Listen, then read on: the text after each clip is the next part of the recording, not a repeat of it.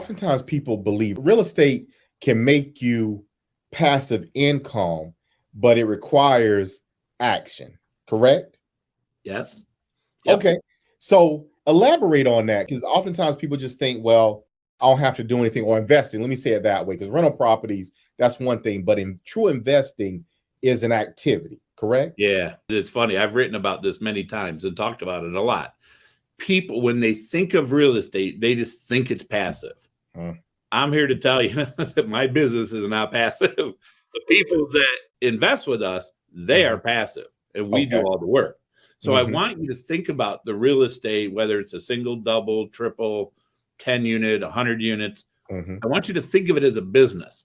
Somebody's got to do all of the things that you would do in any business. It just happens to be an apartment building, a single family, a double, whatever it is, right? So if you approach it that way, you make good decisions about whether or not you want to be the active person, the guy or gal showing the units and cleaning the apartments and, renovating and all that. Or do you really want to be the person that just opens their mailbox and gets the check? Right. Or not. Now that's a little dated, right? We don't even send checks out anymore. We just in their bank account. They just pull it up online. So, people have to make that decision as to what they want to do. Most people probably should be passive investors and invest with firms like ours. But, there's nothing to say that you can't do exactly what I did 25 years ago. I will submit to you, it's probably easier now because of shows like this. They didn't exist when I started, right? They just didn't. I went to the apartment association and sat through probably some of the most boring seminars on the planet, but it was only thing out there that helped me figure out how to do this thing. And I was pretty focused on learning the business. So you make a really good point here, because your listeners have to figure out, what do they want? What fits in their life? It's a really important decision to make, and the one decision that everybody in this business has to make. Yeah. And it's the first thing, one of the first things, because there's so many different strategies and so many different things, but you got to figure out who you want to be. And everybody want to have control, but then they also don't want to do the work. So, and you can't quote unquote have both of those. You can have a majority stake, but if you're not doing a majority work, then technically you're at that point in time, you're the person that's getting the mailbox, or in this age, text message. That's who you are. Hey, deposit, and okay. But so many people, that, want it, but they're not putting in that work. So, it's a lot of work, Corwyn. That's why. They don't realize how much work it is until they really start diving in and realize, oh my God, this is hard. And so you're doing this with multifamily. So basically apartment, complexes and things of that nature. Am I correct? So larger. All we've ever done. Yes, sir. And I'm assuming, and this is an assumption, Ken, but I'm assuming that you're talking probably, 500 units and up as far as your development, so maybe 250 units and up. We actually stay smaller than that. We like 80 to 250. Okay. And the reason we like that space is the really big guys play in that bigger market. And they have completely different capital structures than we do. It's harder for us to compete. Those properties are, $75, $100 million each. And that's just, it's just not what we do.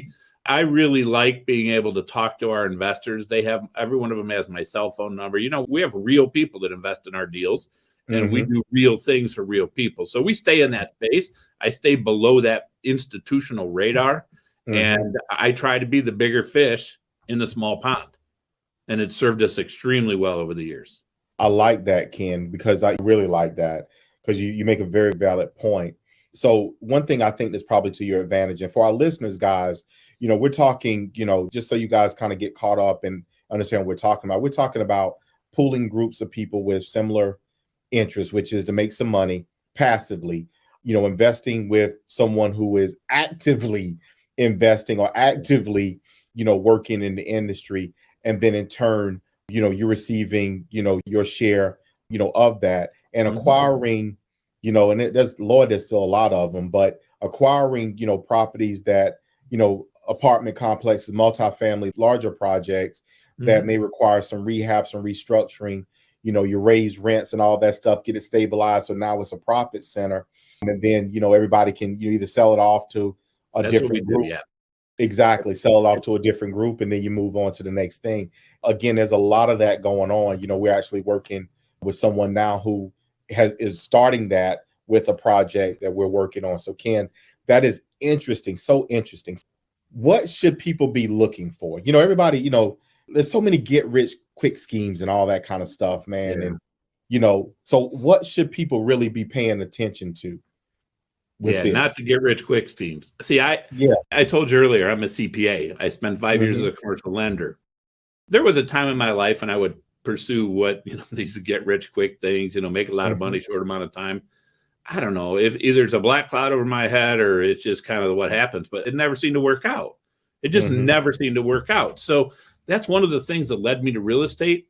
There's nothing guaranteed, but I chose real estate because I felt like it was a get rich, and I can't say guaranteed, but it's a get rich with much more certainty plan that if I had some discipline and I stuck to it, I would have wealth beyond what I could ever imagine that I have. And that's the thing, people need to have patience. You're not going to get rich doing what we do. You'll make a lot of money, but it takes time and it takes discipline. And that's what we do. And that's why I chose that, because I'm a pretty conservative guy. I don't like losing money. And so you think about multifamily, everybody needs a place to live. Like, how do you make that go away? If it does go away, nobody cares about money at that point, right? Because we got bigger problems than that. So I pick an asset that everybody needs. It doesn't feel like it's going to go away. Then I pick apartments because there's a high degree of predictability between if I'm able to take that property, make it nicer, make it so that people will want to pay more. I don't gouge people, right? People move naturally. We renovate the apartment and new people come in and they're like, sure, I'd pay more because you made it really nice. Now we've improved the cash flow of the property. But here's the kicker. Here's why it's get rich with much more certainty. Because I'm able to improve the cash flow of that property, people are always willing to pay for cash flow. So it was much more predictable when I added value. And as it turns out in our business, if you add $1 of bottom line cash flow, you add about $20 to value, $18 to $20 in value. That's huge, right? I like that predictability. So now imagine, we just have a property in our last fund. We're up so far in income, $25,000 a month. Do the math on that. That's millions and millions of dollars in new value that our investors are going to get the benefit of. And that's why I love this business. So you can see everything that we do, it's kind of all sourced on mitigation of risk and being conservative and just be disciplined and keep doing it. And guess what? Before you know it, you'll be wealthy. And that's why I do what I do. So, you just touched on something that kind of brings me something to a thought process and a mindset for people, because some of the things that, when you're looking at investing in certain things, then there's a more aggressive, mindset versus a conservative mindset. Right. As an accountant, I know you probably operate more on the conservative side. But, some people operate from they on the edge. They on the edge of the limb, like over here, just trying to balance the whole tight. Right. But approaching it with your strategy, Ken, and I'm gonna say almost, because it's really almost, guys. It's never a sure thing. Right. But you minimize the risk so greatly that it seems and feels almost like, okay, we're surely gonna make some money with this project. Yeah, that's exactly. You summed it up. That's exactly what we do. So now we do it over a multi-year period, years and years. It compounds, right? I did a little math equation for a recent show that we were at, and I looked at, if we just return 17% annually to our investors, which is high. You look at our track record on Verivest, it's fully verified. You'll see that we've done more than that. We've done a couple less, but clearly 17% is not absurd. And when you look at this model, when you invest $100,000 and you fast forward 20 years, that 100 grand turns to like $1.2 million, $1.3 million. I mean, it's nuts. So think about this, right? We think, 10, 20 years, man, that's like forever. Guess what? I had kids. My kids are grown now. That went so fast that, barely even remember parts of their life. So again, this is, if you're right, people do live on that edge and they love that huge hit. Maybe they don't mind it if they go to zero. I don't like going to zero on anything, my friend. Nothing. I don't like, that number one rule, don't lose money. Whatever you do, I really try to stick to that. So, those guys that are living on the edge, though, they don't mind going to zero. Maybe, they're comfortable. I'm just not comfortable with that risk profile. That's fair. And you know what? Something else that you said kind of buried in there that I think some people miss. We talk about legacy, right? So legacy, building a legacy. You think about it. So you said, 10, 15, 20 years. So, let's say a couple gets married. Yep. They got money, instead of taking $100,000 and blowing it on a wedding, they take I'm sorry, let me phrase that, Ken, I'm sorry, because sometimes my listeners are sensitive as you ain't blowing it, okay? I'm sorry. But spending $100,000 on a wedding, that's fair. Take that money, buy into, an investment such as this. Yeah. And by the time your first kid is ready to go to college, you got $1 million+ potentially, depending upon the investment, that you can send that kid to college and help them start their life. Yes. That right there is legacy. That is effective use of the resources. And moreover, at that point in time, that child now has positioned themselves to start themselves all better in life, so they can repeat that for their children. And look at what you just started. Yes, sir. Exactly. And that, ladies and gentlemen, boys and girls, dudes and dudesettes, that right there, that's legacy. Yeah. An inheritance, because you're teaching them early. It's generational wealth. You have taught them to think completely differently. And look, man, now that I'm older, it makes me feel so good that I now understand how I can change other people's lives by talking about these things.